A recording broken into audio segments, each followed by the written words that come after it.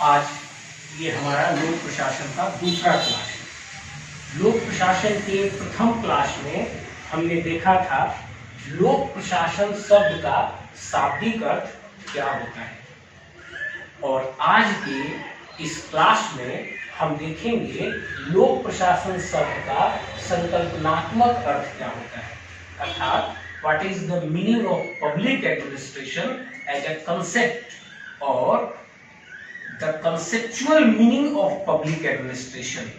आज हम लोक प्रशासन के कंसेप्चुअल मीनिंग अर्थात संकल्पनात्मक अर्थ का अध्ययन करेंगे। इस क्लास को शुरू करने से पहले मैं सिविल सेवा के विद्यार्थियों के लिए, आकांक्षियों अभ्यर्थियों के लिए कुछ कहना चाहता हूँ। सबसे बड़ी बात है, आप किस जगह से हैं, क्या नाम है, किस समाज से हैं, ये बहुत कोई मायने नहीं रखता। आपको किसी चीज के पाने के लिए लगन कितनी है ये बहुत मायने रखता है। मैं स्वयं एक ग्रामीण पृष्ठभूमि का छात्र हूँ और 6वीं क्लास में हमने अंग्रेजी पढ़ना सीखा था, लेकिन बाद में हमने अपने सिविल सेवा का माध्यम अंग्रेजी ही चुना और उसी विषय से मैं प्रशासनिक सेवा के लिए चयनित हुआ। इसलिए आप कभी भी ये बात अपने मन में न लाएं कि आप ग्रामीण पृष्ठभूमि के हैं या हिंदी माध्यम के हैं या आप ऐसे जगह पे हैं जहाँ पे मटेरियल और जानकारी नहीं पहुँच पाती है। ये कोई चीज मायने नहीं रखता आपकी लगन के आगे। यदि आप में पाने की चाहत है, आप में लगन है, तो निश्चित रूप से आप सफल होंगे।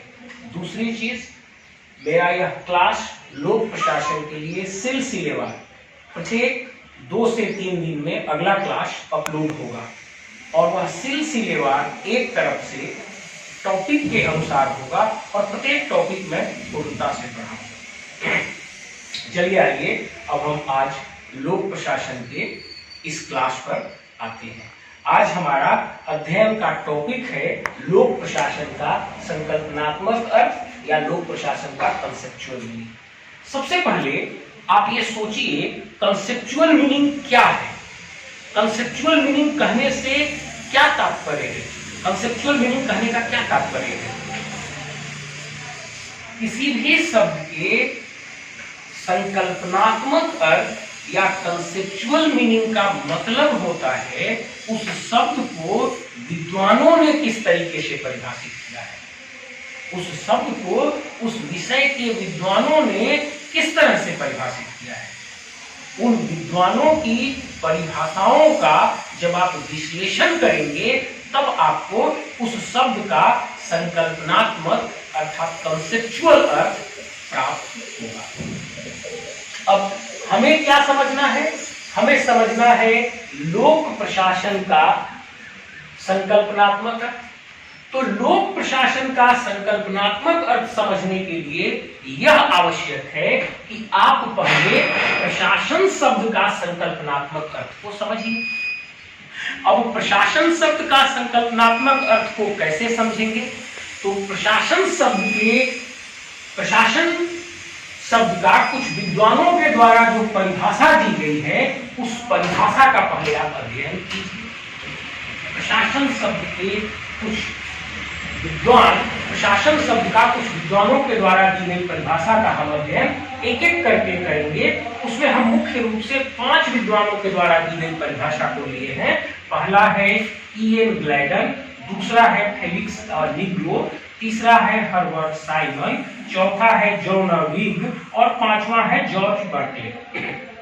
अब फिर मैं यहाँ रुकता हूँ। आपको यह नाम सुनकर बड़ा आश्चर्य लगा होगा या एक अनईजी फीलिंग आई होगी कि इन नामों को हम कैसे याद करेंगे।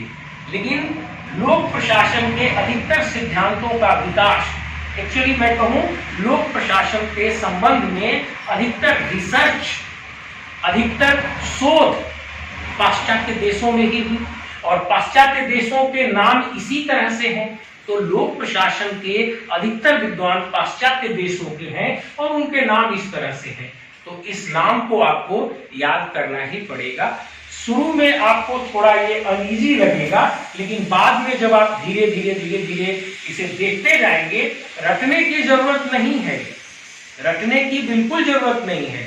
आपको केवल बार बार इसे देखना है, देखते देखते कुछ दिनों में आपको ये याद आ जाएगा। आप कल्पना कीजिए 20 साल बाद आप अपने गांव में लौटे हैं, आपके गांव की क्या गलियां आपको भूल जाएंगी, कहां किसका घर था, किस गली में किसका किसका घर था, कहां कौन सा मोड़ था, क्या वो आपको भूल जाएगी? नहीं, क्योंकि अपने बचपन के दिनों में आपने कई बार उसे देखा है और वो हमेशा आपके ब्रेन में इम्प्रिंट हो गया है, इनग्रेव्ड हो गया है, वो हमेशा याद रहेगा। वैसे ही इन चीजों को रट के नहीं याद किया जा सकता, आप सिर्फ इसे देखें और इन नामों से नाम करें।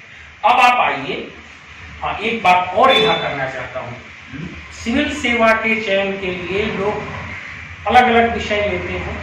हम किसी भी विषय की बुराई नहीं कर रहे हैं, लेकिन हम लोक प्रशासन के बारे में कुछ करना चाहते हैं। मेरे समझ से लोक प्रशासन सबसे सही और सबसे प्रथम विषय है, सबसे पहला विषय है, सबसे उचित विषय यही है। आप सिविल सेवा में चयनित होकर क्या करेंगे? लोक प्रशासन ही करेंगे, तो आपको वही पढ़ना है। दूसरा, लोक प्रशासन आप नहीं भी लेंगे, कोई भी विषय लेंगे, तो आपको भारत का संविधान पढ़ना होगा, जो कि भारतीय प्रशासन का मूल ढांचा है, वहां से वो कवर होगा। इसलिए लोक प्रशासन सबसे सही विषय है सिविल सेवा के लिए।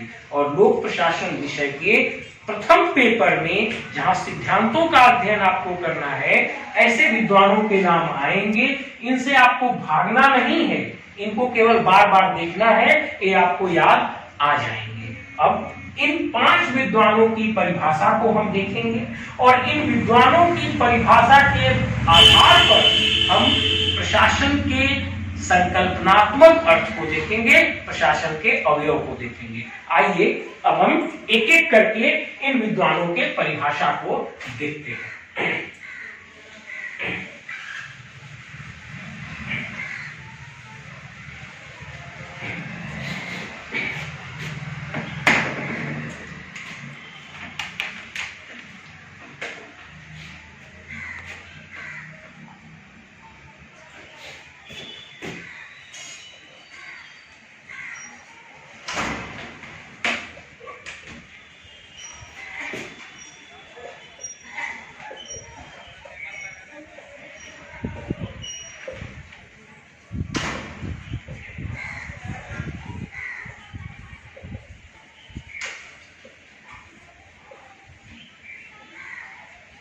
इयन ग्लेगन कहते हैं, administration is a determined action taken in pursuit of conscious purpose. इसका अर्थ होता है एक डिटरमाइंड, एक निर्धारित कार्य है, कॉन्शियस पर्पस मतलब पहले से निर्धारित उद्देश्य के लिए। लोक प्रशासन क्या है? तो एक डिटरमाइंड एक्शन है, मतलब निर्धारित गतिविधि है, एक प्लान्ड एक्शन है, एक प्लान्ड एक्टिविटी है कॉन्शियस पर्पस के लिए। ये कहते हैं इयन ग्लेगन। अब हम यहाँ इनका नाम छोटे शब्दों में लिख लेता हूं ताकि आपको आगे याद रहेगा।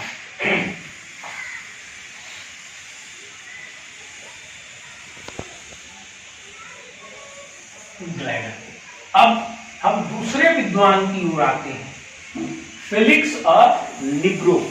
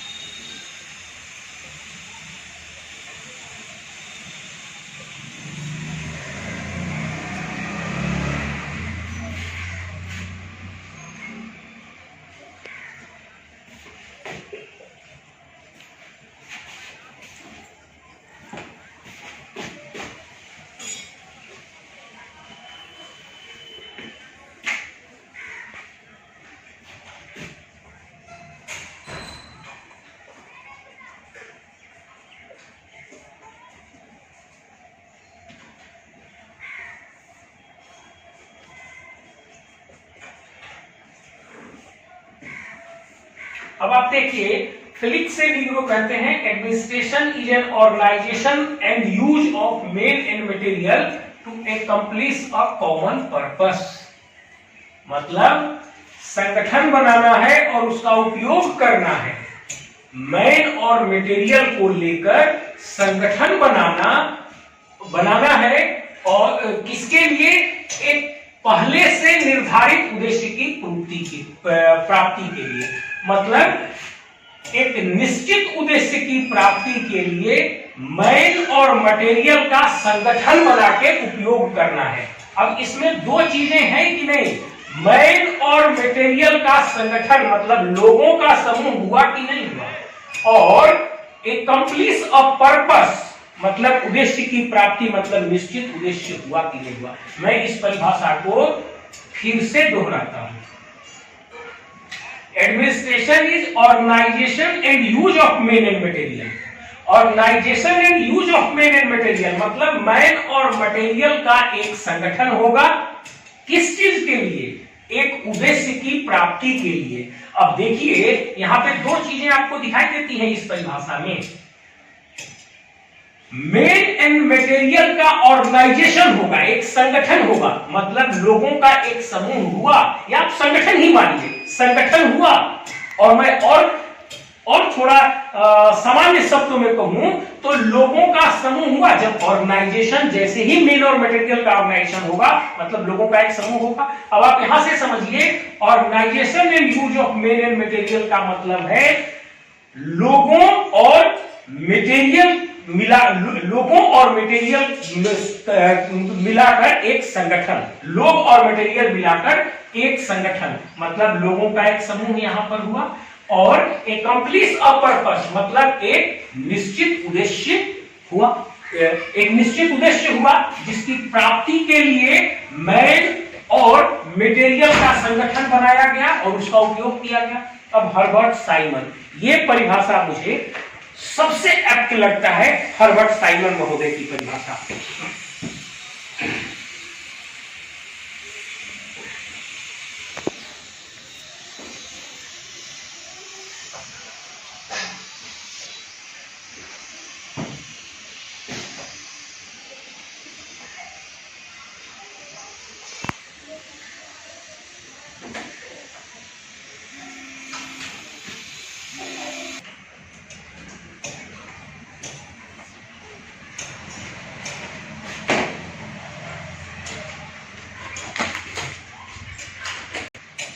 अब आप देखिए हर्बर्ट साइमन महोदय का परिभाषा। हर्बर्ट साइमन महोदय कहते हैं, in its broadest sense administration can be defined as the activities of groups. Activities of groups मतलब लोगों के समूह की एक एक्टिविटी है। कैसे? कोऑपरेटिंग टू एक्कम्प्लिश, जो एक दूसरे को सहयोग प्रदान कर रहे हैं प्राप्त करने के लिए क्या? A common goal. एक कॉमन गोल जो उन लोगों का है उसको प्राप्त करने के लिए वे एक दूसरे को कोऑपरेट करते हैं। अब आप ध्यान से देखिए, एक्टिविटीज ऑफ अ ग्रुप मतलब एक ग्रुप हुआ, मतलब लोगों का एक समूह हुआ, मतलब संगठन हुआ। अब दूसरा वे कहते हैं कोऑपरेटिंग टू एक्कम्प्लिश मतलब वे सहयोगात्मक गतिविधि करते हैं, एक दूसरे को कोऑपरेट करते हैं कुछ प्राप्त करने के लिए, मतलब सहयोगात्मक सामूहिक प्रयास यहां से हुआ। अब आप देखिए क्या प्राप्त करने के लिए भाई? अ कॉमन गोल मतलब एक निश्चित उद्देश्य को प्राप्त करने के लिए वे आपस में कोऑपरेट करते हैं। मैंने पहले ही कहा था कि मुझे सबसे सही परिभाषा ये लगती है। सभी विद्वानों ने अपने अपने तरीके से प्रशासन को परिभाषित किया है, मुझे सबसे सही ये लगता है। अब आप इसे फिर देखिए, in its broadest sense administration can be defined as मतलब एक बृहद अर्थ में प्रशासन को इस प्रकार परिभाषित किया जा सकता है। कैसे? एक्टिविटीज ऑफ ग्रुप मतलब लोगों के समूह की गतिविधियां, मतलब लोगों का समूह हुआ। एक्टिविटीज ऑफ ग्रुप, ग्रुप मतलब लोगों का समूह हुआ। कोऑपरेटिंग टू एकम्प्लिश मतलब वे एक दूसरे को सहयोग कर रहे हैं कुछ प्राप्त करने के लिए, मतलब यहां से सहयोगात्मक सामूहिक प्रयास हुआ। अब किस चीज की प्राप्ति के लिए भाई? अ कॉमन गोल, पहले से एक निर्धारित गोल के लिए, एक निर्धारित उन लोगों का लक्ष्य है, निर्धारित गोल है, उद्देश्य है उसकी प्राप्ति के लिए। अब चलिए दो और परिभाषा इसको देख लेते हैं। अगला परिभाषा है जॉन विग महोदय का। जॉन विग महोदय के द्वारा भी एकदम वही परिभाषा दिया गया है जो ग्लैडन साहब के द्वारा दिया गया है। मतलब आप जॉन विग साहब को यहीं पे रख सकते हैं और उनके द्वारा भी यही परिभाषा दिया गया है। Administration is a determined action, मतलब एक प्लान्ड गतिविधि है। किस चीज के लिए? कॉन्शियस पर्पस के लिए, मतलब पूर्व निर्धारित, पूर्व पहले से चेतनापूर्ण तरीके से निर्धारित उद्देश्य की प्राप्ति के लिए। Determined action for conscious purpose, Ian Gladden. अब अगले एक और विद्वान रह जाते हैं, जॉर्ज ई बर्कले।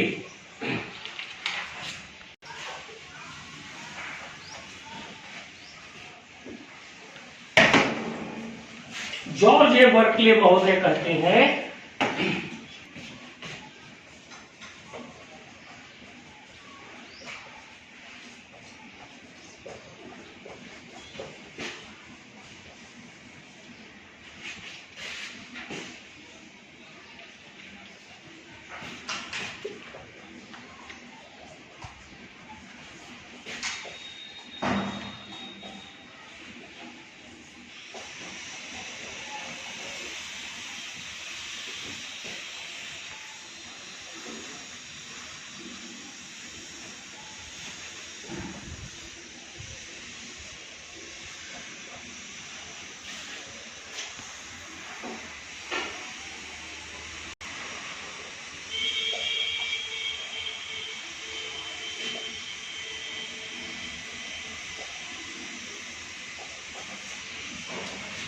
ये जॉर्ज ए बर्कले महोदय की परिभाषा है जो यहां पे है।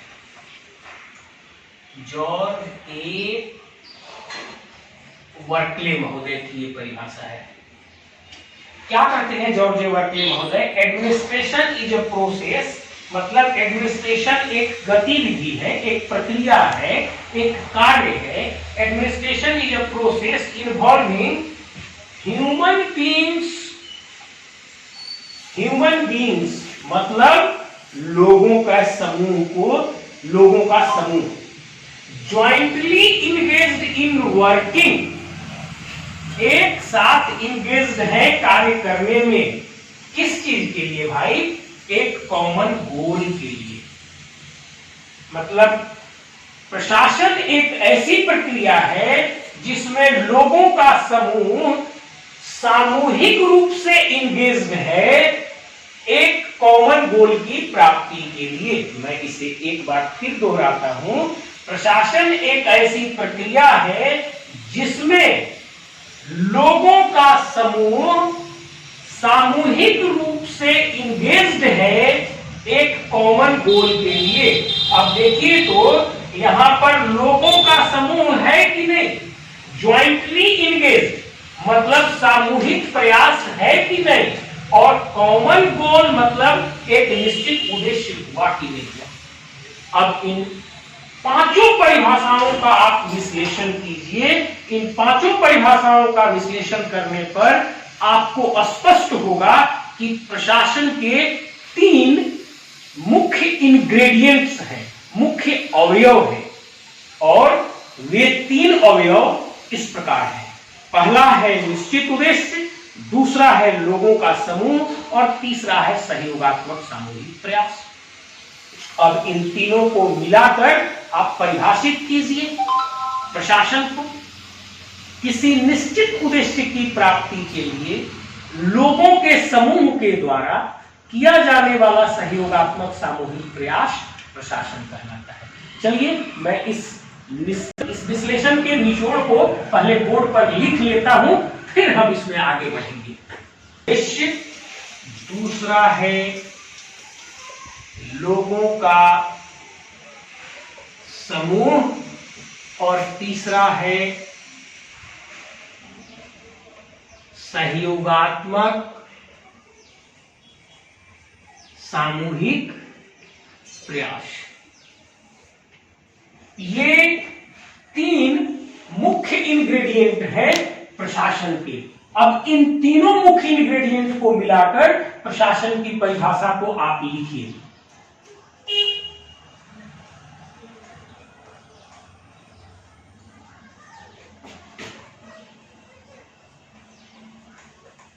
किसी निश्चित उद्देश्य की प्राप्ति के लिए, किसी निश्चित उद्देश्य की प्राप्ति के लिए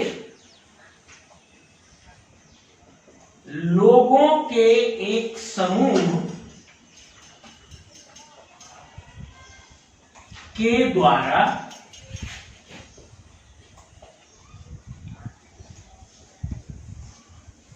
किया जाने वाला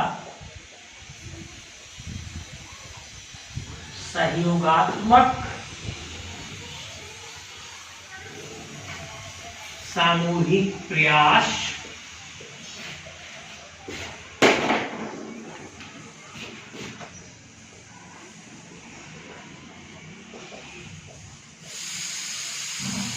प्रशासन कहलाता है। हमने 5 विद्वानों के परिभाषा का विश्लेषण किया। विश्लेषण में पाया कि प्रशासन शब्द के 3 मुख्य इंग्रेडिएंट हैं। पहला है निश्चित उद्देश्य, दूसरा है लोगों का समूह और तीसरा है सहयोगात्मक सामूहिक प्रयास। अब इन तीनों इंग्रेडिएंट्स को जब हम आपस में मिला देंगे तब हमारा प्रशासन का संकल्पनात्मक अर्थ होगा किसी निश्चित उद्देश्य की प्राप्ति के लिए लोगों के एक समूह के द्वारा किया जाने वाला सहयोगात्मक सामूहिक प्रयास प्रशासन कहलाता है। और यही हमारा प्रशासन का संकल्पनात्मक अर्थात कंसेप्चुअल अर्थ या संकल्पनात्मक परिभाषा कहिए या संकल्पनात्मक कंसेप्चुअल डेफिनेशंस कहिए, ये हमारा यही होगा। अब यहां पर हमने इंग्रेडिएंट्स शब्द का प्रयोग किया, इसे मैं एक बार समझा देता हूं। इंग्रेडिएंट्स का क्या मतलब है? आपने अपने ग्रामीण पृष्ठभूमि में कभी रस्सी बांटते हुए देखा है लोगों को? वृद्ध लोग बैठकर घरों में रस्सी बांटते रहते हैं, उसमें कई पतले पतले धागे होते हैं, उन्हें मिलाकर आपस में बांटा जाता है। मतलब प्रशासन एक ऐसी रस्सी है जिसके अंदर 3 धागे आपस में लिपटे हुए हैं। जब ये 3 धागे आपस में लिपटेंगे तब जाकर वह प्रशासन परिभाषित होगा। मैं जस्ट एक उदाहरण लेता हूं। मेरे पास 3 स्केच पेन्स हैं। इसे आप मान लीजिए कि ये 3 स्केच पेन्स 3 धागे हैं और ये आपस में जब लिपट जाएंगे तब एक रस्सी बनेगा। एक एक ये अलग अलग थ्रेड्स हैं या अलग अलग ये धागे हैं और जब ये आपस में लिपटेंगे तब एक डोरी या रस्सी बनेगी। तो प्रशासन की तुलना आप एक ऐसे डोरी या रस्सी से कर सकते हैं जिसमें 3 धागे आपस में लिपटे हुए हैं। पहला धागा का नाम है निश्चित उद्देश्य, दूसरे धागे का नाम है लोगों का समूह और तीसरे धागे का नाम है सहयोगात्मक सामूहिक प्रयास। अब ये तीनों धागे जब आपस में लिपट जाएंगे तब जो डोरी या रस्सी तैयार होगी आपकी, वो प्रशासन होगा। मेरे समझ से आपको स्पष्ट हो गया होगा इंग्रेडिएंट कहने का मेरा क्या मतलब है। इन तीनों में से किसी भी एक रस्सी को यदि आप निकाल दीजिएगा तो वो प्रशासन की डोरी पूरी नहीं हो पाएगी। आइए हम इस बात को भी एक एक करके समझते हैं। इस प्रकार के प्रश्न सिविल सेवा में अक्सर पूछे जाते हैं और उसी को हम और विश्लेषण करके समझेंगे। मान लीजिए अब हमने आपको समझाया कि प्रशासन एक ऐसी रस्सी या डोरी है, प्रशासन एक ऐसा रस्सी या डोरी है जिसमें 3 धागे या 3 थ्रेड हैं। एक है निश्चित उद्देश्य, दूसरा है लोगों का समूह और तीसरा है सहयोगात्मक सामूहिक प्रयास। अब जब ये 3 धागे आपस में लिपटेंगे तभी प्रशासन का डोरी या रस्सी तैयार होगा। इसमें से किसी भी एक धागा को यदि हम निकाल देंगे तब प्रशासन का डोरी या रस्सी तैयार नहीं होगा, अर्थात प्रशासन परिभाषित नहीं हो पाएगा एक संकल्पना के रूप में। अब देखिए हम एक उदाहरण लेते हैं। मान लीजिए कि लोगों का समूह है, मतलब कुछ लोग बैठे हुए हैं और ऐसे ही कुछ कुछ कर रहे हैं, लेकिन उनके करने का कोई एक निश्चित उद्देश्य नहीं है कि वे किस लिए सब लोग कुछ कर रहे हैं। जैसे आप रेलवे स्टेशन पर उदाहरण लीजिए ना, सभी लोग बैठे हुए हैं और वो अलग अलग कुछ करते रहते हैं। या कुछ आप दूसरा ऐसा एग्जांपल लीजिए, कल्पना करिए कि वहां पे सभी लोग बैठे हुए हैं, कुछ लोग बैठे हुए हैं, एक से अधिक लोग बैठे हुए हैं और वे लोग कुछ कुछ एक्टिविटी कर रहे हैं, लेकिन किसी निश्चित उद्देश्य के लिए नहीं, किसी निश्चित उद्देश्य के लिए वो लोग कुछ कर नहीं रहे हैं। तो वहां पे 2 धागे आपके पास हैं, लोगों का समूह भी है और वे कुछ कर भी रहे हैं, लेकिन उनका निश्चित एक कॉमन उद्देश्य नहीं है, वह प्रशासन नहीं होगा। अब दूसरा आइए, एक निश्चित उद्देश्य है। मान लीजिए आपका निश्चित उद्देश्य है सिविल सेवा में सफल होना। अब आप अकेले पढ़ रहे हैं, वहां लोगों का समूह नहीं है। जैसे ही आप अकेले हो गए, लोगों का समूह नहीं है, और जब अकेले हो गए तो सहयोगात्मक सामूहिक प्रयास भी नहीं हुआ। अब आप सोचिए कि निश्चित उद्देश्य आपके पास है, लेकिन आप अकेले काम कर रहे हैं, वहां पर लोगों का समूह नहीं है, तब आपके द्वारा किया गया यह इंडेवर, आपके द्वारा किया गया यह प्रयास प्रशासन की श्रेणी में नहीं आएगा। अब मान लीजिए एक निश्चित उद्देश्य है इस देश को या किसी भी देश को आजाद कराना, लोगों का समूह भी है, पूरी जनता, लेकिन सब बैठे हुए हैं, कुछ कर नहीं रहे हैं, कोई एक्टिविटी नहीं की जा रही है, तो वह भी एक प्रशासन नहीं होगा, वह भी प्रशासन नहीं होगा। मतलब उद्देश्य भी होना चाहिए, लोगों का समूह भी होना चाहिए और सहयोगात्मक सामूहिक प्रयास भी होना चाहिए। ये तीनों धागे जब आपस में मिलकर लिपटेंगे तभी जाकर आपका प्रशासन एक संकल्पना के रूप में परिभाषित होगा और तभी प्रशासन होगा। अब प्रशासन को एक संकल्पना के रूप में समझने के बाद हम आएंगे लोक प्रशासन को एक संकल्पना के रूप में समझेंगे। लोक प्रशासन के संकल्पनात्मक अर्थ की ओर हम आगे बढ़ेंगे। आपने लोक प्रशासन के संकल्पनात्मक अर्थ को समझने के लिए आप निश्चित उद्देश्य जो आपका है, इसे आप आधार बनाइए अपने विश्लेषण का, और इसको विश्लेषण का आधार बनाकर आप आगे की ओर बढ़िए। देखिए हम लिख लेते हैं यहां पर निश्चित उद्देश्य। अब यह निश्चित उद्देश्य 2 प्रकार का हो सकता है, एक लोकहित अर्थात लोगों का हित, और दूसरा स्वयं का हित हो सकता है, या इसको आप कहिए निजी हित भी हो सकता है। अब इसके साथ प्रशासन के 2 और धागों को जोड़ दीजिए, यहां भी जोड़ दीजिए और नीचे भी जोड़ दीजिए। ये हुआ लोगों का समूह। अब आगे आइए, ये हुआ, अब आप निश्चित उद्देश्य को लीजिए। निश्चित उद्देश्य के 2 प्रकार हो सकते हैं या 2 प्रकार होते हैं।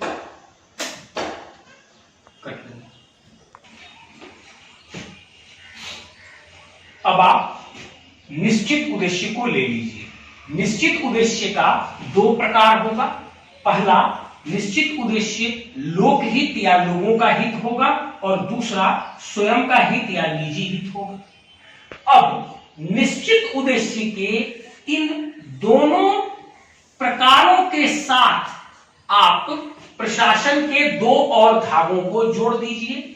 निश्चित उद्देश्य, लोकहित या लोगों का हित जोड़ दीजिए, लोगों का समूह और सहयोगात्मक सामूहिक प्रयास। अब यहां पर भी जोड़ दीजिए, लोगों का समूह और सहयोगात्मक सामूहिक प्रयास। अब जब लोगों के हित के लिए, मतलब लोगों के सामूहिक हित के लिए, मतलब लोकहित के लिए, जब लोगों के एक समूह के द्वारा अर्थात संगठन के द्वारा सहयोगात्मक सामूहिक प्रयास किया जाएगा, तब इसे हम लोक प्रशासन कहेंगे। तब इसे हम लोक प्रशासन कहेंगे। और जब स्वयं के निजी हित के लिए, निजी हित एक व्यक्ति का भी हो सकता है, निजी हित समूह का भी हो सकता है, तो निजी हित के लिए जब लोगों के समूह के द्वारा अर्थात एक संगठन के द्वारा, एक संगठन के द्वारा सहयोगात्मक सामूहिक प्रयास किया जाएगा, तब इसे हम निजी प्रशासन कहेंगे। अब इन इंग्रेडिएंट्स को मिलाते हुए आप लोक प्रशासन को एग्जाम्पल ये हमारा लोक प्रशासन का समाप्त हो गया। आज जो हमारा टॉपिक था, इस समय मैं एक दो बातें आपको बताना चाहता हूं। लोक प्रशासन का हमारा प्रत्येक क्लास सिलसिलेवार 2 से 3 दिनों में अगला क्लास अपलोड होते रहेगा और पूरा क्लास सिलसिलेवार एक एक करके एक तरफ से होगा। आप कहीं भी रहते हो, यह बहुत मायने नहीं है। आप हमारे, यदि पूरा क्लास देखने के बाद आपको लगा कि निश्चित रूप से यह आपके लिए उपयोगी है, तब आप इस चैनल को सब्सक्राइब करें, अन्यथा सब्सक्राइब न करें। और अगर आपको लगता है कि आपके लिए उपयोगी है, तब आप इसे सब्सक्राइब करें और अपने इस प्रकार के जो भी मित्र बंधु हैं, जो भी गांव देहात दूर दराज के क्षेत्र में रहते हैं और जिन्होंने ऐसा सपना पाल रखा है कि हमें सिविल सेवा में जाना है, हमें प्रशासनिक सेवा में जाना है, उन्हें इसका लिंक प्रदान करें, उन्हें भी आप बताएं। एक अंतिम बात, आप लोक प्रशासन के लिए इस चैनल पर 100% आश्वस्त रहें। 100% आप इस चैनल पर विश्वास रखें। 100% इस चैनल पर आप अपनी निर्भरता रखें। कोई कहीं भी कोई टॉपिक छूटेगी नहीं और कहीं भी जो लॉजिकल प्रवाह है, जो एक तार्किक प्रवाह है, उसमें कहीं कमी नहीं होगी। आप लगातार इसे देखते रहें और इसके साथ साथ आप प्रत्येक टॉपिक को सुनने के बाद अपना एक सिनोप्सिस जरूर ड्रा करें, जैसा कि मैं पढ़ाने से पहले बोर्ड पर सिनोप्सिस ड्रा किया था।